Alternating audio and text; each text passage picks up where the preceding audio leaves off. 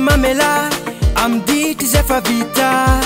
matosa mandady aminao zaro fa voly omesa premier vertissement za efitsagnano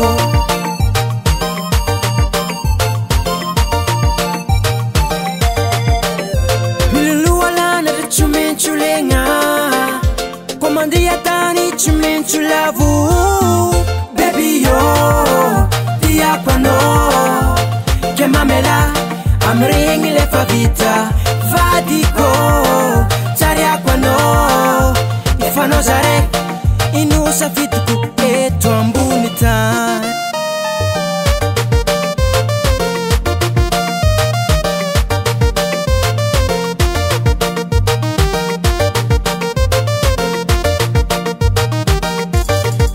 na misy olo makaratsy anao agny kazahoagna raha volaigny foatandrignesa koa fitiavako anao vadiko toony farimamy tsy nde toko ravinangivano fangalagna makafoko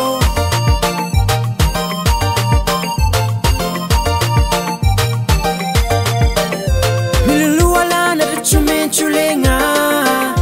komandia tany tsy maintsy lavo baby yo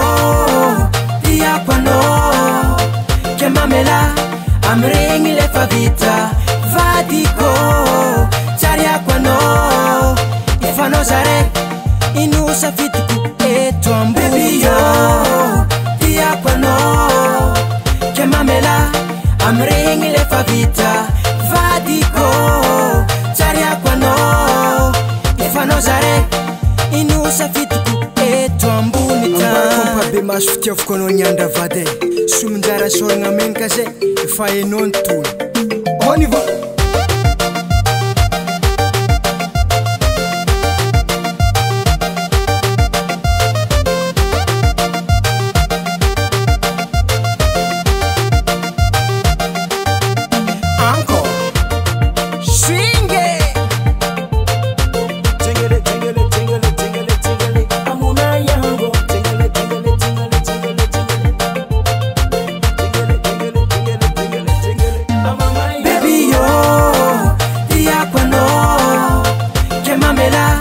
amregny lefa vita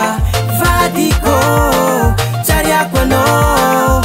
ifanao zare inosafitiko eto ambony yo tiako anao ke mamela amregny lefa vita vadiko tsariako anao ifanao zare inosafitiko eto ambony tany Rookie Production.